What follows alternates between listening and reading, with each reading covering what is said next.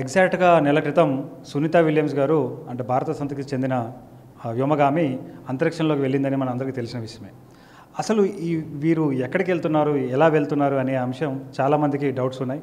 అదే కాకుండా మరి సునీత విలియమ్స్ సేఫ్‌గా తిరిగి వస్తుందా లేదా, అసలు ఎందుకు వెళ్ళింది అనేది చాలా డౌట్స్ అందరి జనాల్లో ఉన్నాయి. అదే కాకుండా కొన్ని సోషల్ మీడియాలో కొన్ని ఛానల్స్ పని కట్టుకొని దుష్ప్రచారం చేస్తూ ఉన్నారు. వారు కొత్త స్టోరీస్ పుట్టించి వారు సునీత విలియమ్స్ ఇంకా తిరిగి రారు, లేదా నాసాకు అన్నీ ముందే తెలిసి ఉండి కూడా ఇలా ఆమెని డేంజర్లో పెట్టారని ఇట్లా రకరకాల వార్తలు వస్తూ ఉన్నాయి. సో వీటి వెనకాల వాస్తవం ఏందనేది మనం ఈరోజు తెలుసుకునే ప్రయత్నం చేద్దాం. సో మొట్టమొదటిగా మనందరూ తెలుసుకోవాల్సిన విషయం ఏంటంటే, మనకి భూమి నుంచి 400 కిలోమీటర్ల దూరంలో ఇంటర్నేషనల్ స్పేస్ స్టేషన్ అనేది ఒకటి ఉన్నదండి. ఇది సుమారుగా 1990లో దీని కన్స్ట్రక్షన్ మొదలుపెట్టారు. ఇందులో విశ్వవ్యాప్తంగా మిగతా దేశాలు వివిధ దేశాలు అందులో పాల్గొన్నాయి. Like America, Russia, European Space Agency, ఇలా ఈ పలు దేశాలన్నీ కూడా వాళ్ళు కలిసి కట్టుకొని వీరు దీన్ని కడతా ఉన్నారు. అయితే ఈ యొక్క ఇంటర్నేషనల్ స్పేస్ స్టేషన్ ఏంటంటే, ఇది ఒక పెద్ద ఫుట్బాల్ ఫీల్డ్ కన్నా పెద్దగా ఉంటుందన్నమాట. ఇది భూమి నుంచి 400 కిలోమీటర్ దూరంలో ఉంటుంది. మన భూమి చుట్టూ ప్రతి 90 నిమిషాలకు ఒకసారి అది తిరుగుతూ ఉంటుంది. అంటే మీరు కనుక ఒకవేళ ఇంటర్నేషనల్ స్పేస్ స్టేషన్లో ఒక వ్యోమగామిగా ఉంటే మీరు ఒక రోజున 16 సార్లు సూర్యోదయాలు మీరు చూసే అవకాశం ఉంటుంది. ఎందుకంటే అది భూమి చుట్టూ తిరుగుతుంది కాబట్టి. అయితే మరి ఎందుకు దీన్ని నిర్మించారు అంటే, యాక్చువల్గా మనం రకరకాల పరిశోధనలు మనము చేయడానికి ఆస్కారం ఉంటుంది. ఎందుకంటే భూమి మీద ఏంటంటే మనకి గురుత్వాకర్షణ శక్తి ఇవన్నీ ఉండడం వల్ల చాలా టెస్ట్ మనం చేయలేం. అయితే ఈ ఇంటర్నేషనల్ స్పేస్ స్టేషన్లో ఇప్పటికే చాలాసార్లు చాలా వివిధమైన రీసెర్చ్లు చేయడం జరిగింది. ఆ రీసెర్చ్ని మళ్ళీ భూమి మీద తీసుకొచ్చి ఇక్కడ వాడడం కూడా జరిగిందనమాట. సో మరి ఇంటర్నేషనల్ స్పేస్ స్టేషన్కి వెళ్ళడం ఎలా అంటే, ఇది భూమి నుంచి 400 కిలోమీటర్ దూరంలో ఉంటుంది. సెకండ్కి దగ్గరగా 8 కిలోమీటర్ల వేగంతో ఇది ప్రయాణం చేస్తుందన్నమాట. అలా ప్రయాణం చేస్తేనే ప్రతి 90 నిమిషాలకి ఇది ఒకసారి చుడుతుంది. సో అంత వేగంగా ప్రయాణం చేసే ఈ వెహికల్కి మరి ఇక్కడ నుంచి వ్యోమగాములు ఎలా వెళ్తారు? సో దీని గురించి మనం అర్థం చేసుకోవాలంటే, యాక్చువల్గా 2011కు ముందు ఏం జరిగేదంటే, నాసా వాళ్ళు అయితే వాళ్ళవి స్పేస్ షటిల్స్ ఉండేవండి. వాళ్ళ స్పేస్ షటిల్ సహాయంతో ఆల్మోస్ట్ ప్లేన్ మాదిరిగా ఉండి అవి ఒక రాకెట్కి అమర్చబడి ఉండి, ఆ రాకెట్ ఏం చేస్తుంది అంటే భూమి కక్షలోకి స్పేస్ షటిల్ను వదిలేస్తుంది. స్పేస్ షటిల్ ఒకసారి భూమి కక్ష నుంచి ఆ స్టేషన్ దాకా వెళ్ళడము, దానికి డాక్ కావడము, ఇందులో ఈ స్పేస్ షటిల్ ఉన్న వ్యోమగాములు అందులోకి వెళ్ళడం అనేది జరిగేది. కానీ 2011 తర్వాత ఆ సిచ్యువేషన్ మారింది. అదేవిధంగా 2011కు ముందు ఇప్పటికి కూడా రష్యా వాళ్ళైతే వాళ్ళ ఒక క్రూ మాడ్యూల్ అని వాళ్ళు వాడుతున్నారండి.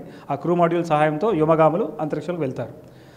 అయితే ఈ వ్యోమగాములకి అయితే ఇక్కడ జరిగింది ఏంటంటే, 2011లో నాసా వాళ్ళు ఏం చేశారు, వాళ్ళ స్పేస్ షటిల్స్ ప్రోగ్రామ్ని రిటైర్ చేయడం జరిగిందనమాట. అంటే ఇక వాళ్ళు ఆ స్పేస్ షటిల్స్ని వాళ్ళు వాడడం కుదరలేదు. ఎందుకంటే ఒక స్పేస్ షటిల్ని తయారు చేయడానికి దగ్గరగా 60,000 కోట్ల రూపాయలు పడుతుందనేది, అండ్ దాన్ని మెయింటైన్ చేయడం కూడా అంతే కష్టం. అండ్ చాలా యాక్సిడెంట్స్ కూడా జరిగినాయి, మనం చూసాం. కల్పనా చావ్లా గారు చనిపోవడం ఇదంతా మనం చూసాం. కాబట్టి 2011లో నాసా ఈ ప్రోగ్రామ్ని క్యాన్సిల్ చేసింది, స్పేస్ షటిల్స్ని.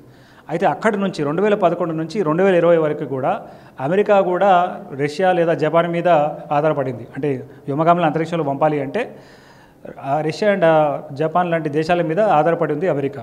అయితే ఈ 2011 నుంచి ఏం జరిగిందంటే, అమెరికన్ గవర్నమెంట్ ప్రైవేట్ కంపెనీస్ని ఎంకరేజ్ చేసిందండి. అందులో ఎలాన్ మస్క్ సంబంధించిన స్పేస్ ఎక్స్ కంపెనీ, అదేవిధంగా ఇంకా వివిధ కంపెనీలు చూసుకున్నట్లయితే బోయింగ్ కంపెనీ మనకు తెలుసు, బోయింగ్కి సంబంధించిన స్టార్ లైనర్. అయితే ఇప్పుడు ఏం జరిగిందంటే 2020 నుంచి ఈ యొక్క ఎలాన్ మస్క్కి సంబంధించిన క్రూ మాడ్యూల్ అందుబాటులోకి వచ్చింది. దాని సహాయంతో ఇప్పటికే వ్యోమగాములు, అమెరికన్ వ్యోమగాములు కానివ్వండి, విశ్వవ్యాప్తంగా వ్యోమగాములు ఈ స్పేస్ స్టేషన్కి వెళ్తున్నారు. అయితే వీళ్ళతో పోటీ పడుతూ బోయింగ్ కంపెనీ మనకు తెలుసు. ఈ బోయింగ్ కంపెనీ మీకు విశ్వవ్యాప్తంగా ఎన్నో ఎయిర్ క్రాఫ్ట్స్, ఎన్నో ఏరోప్లేన్స్ నడిపిస్తారు. మనందరికీ చాలా పాపులర్ కంపెనీ, మీకు తెలుసు. అయితే ఆ బోయింగ్ కంపెనీ కూడా ఏం చేసింది అంటే, వాళ్ళకి సంబంధించిన ఒక క్రూ మాడ్యూల్ తయారు చేసింది. ఆ క్రూ మాడ్యూల్ పేరు స్టార్ లైనర్. అయితే ఈ స్టార్ లైనర్ని మొట్టమొదటిసారి పోయిన నెల దాన్ని అంతరిక్షంలోకి పంపించడం జరిగింది. దాంట్లో సునీత విలియమ్స్తో పాటు ఇంకో వ్యోమగామి వెళ్ళడం జరిగిందనమాట.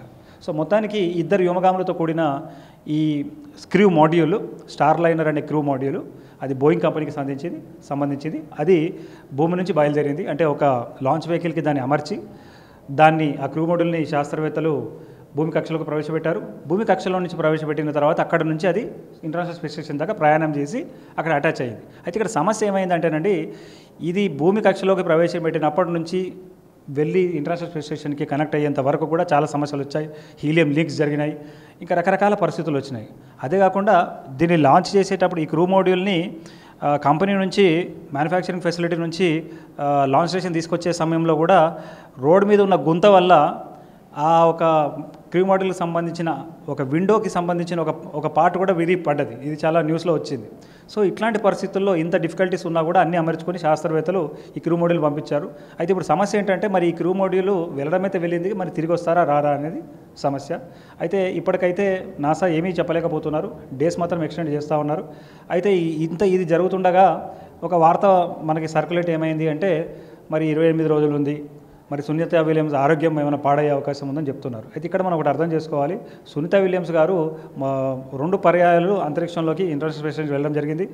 ఒకసారి 120 రోజులు ఉన్నారు ఆవిడ, ఒకసారి 170 రోజులు కూడా ఉన్నారు. అంటే మొత్తానికి 300 రోజుల పాటు అంతరిక్ష పరిస్థితుల్లో ఆమె ఉన్నది. కాబట్టి ఆమె శరీరానికి ఎట్లాంటి ఇబ్బంది లేదు, ఇట్లాంటివి తట్టుకునే అవకాశం చాలా ఉంది. కానీ కొంతమంది మాత్రం కొన్ని పుకార్లు సృష్టించి ఏదో అయిపోతుందని చెప్తా ఉన్నారు.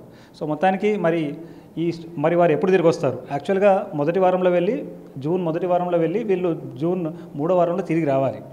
కానీ ఇప్పుడు అనూహ్యమైన పరిణామం వల్ల, ఆ టెక్నికల్ గ్లిచెస్ వల్ల ఆ స్టార్ లైనర్ అంటే బోయింగ్ కంపెనీకి సంబంధించిన స్టార్ లైనర్ అది మరి అందుబాటులోకి వస్తుందా రాదా తెలియదు. అయితే ఈలోగా అమెరికన్ గవర్నమెంట్ ఏమనుకుంటుంది అంటే ఈ యొక్క స్పేస్ ఎక్స్ ఉంది కదా, స్పేస్ ఎక్స్ సంబంధించిన క్రూ మాడ్యూల్ని వాడుకొని వారిని తీసుకొద్దామని ఒక ఆలోచన చేస్తున్నారండి. ఇది ఇలా ఉండగా మళ్ళీ ఒక లాస్ట్ వీక్ ఆఫ్ జూన్లో ఏమైందంటే ఈ అంతరిక్ష కేంద్రం వైపు ఒక పెద్ద ఎత్తున ఒక స్పేస్ డెబ్రిస్, అంతరిక్షంలో ఉన్న చెత్త, అంటే నట్లు బోల్టు, మనం ఎప్పటి నుంచో శాటిలైట్స్ రాకెట్స్ పంపిస్తూ ఉన్నాం, అవన్నీ కూడా భూమి కక్షలో తిరుగుతూ ఉన్నాయన్నమాట.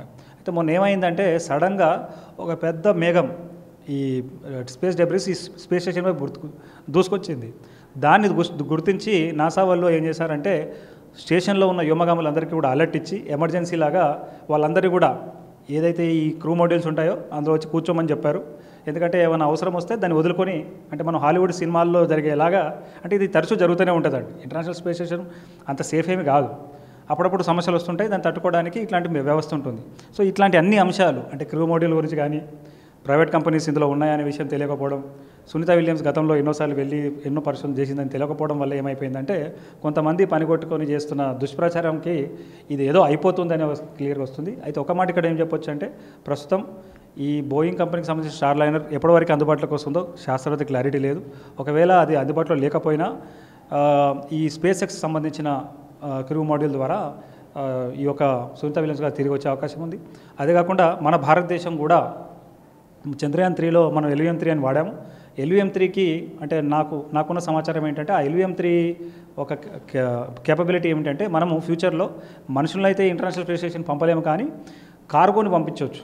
సో ఆ ఒక అవకాశం భారతదేశానికి ఖచ్చితంగా ఉందని చెప్పేసి శాస్త్రవేత్తలు చెప్తా ఉన్నారు.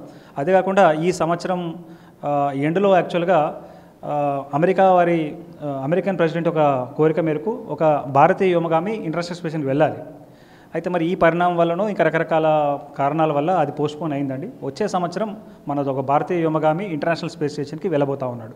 సో ఏదేమైనప్పటికీ అంతరిక్షంలో పరిశోధనలు చేయడానికి ఇంటర్నేషనల్ స్పేస్ స్టేషన్ చాలా అవసరం ఉంది. భారతదేశం కూడా సొంత స్పేస్ స్టేషన్ తయారు చేయాలని చెప్పి 2035 వరకు ఒక టార్గెట్ పెట్టుకున్నది. అలా చేస్తేనే మనం ఎన్నో రీసెర్చ్ చేయవచ్చు, మానవాళి మనుగడని అంతరిక్షంలో కొనసాగించడానికి అవకాశం ఉంటుందని చెప్పుకోవచ్చు.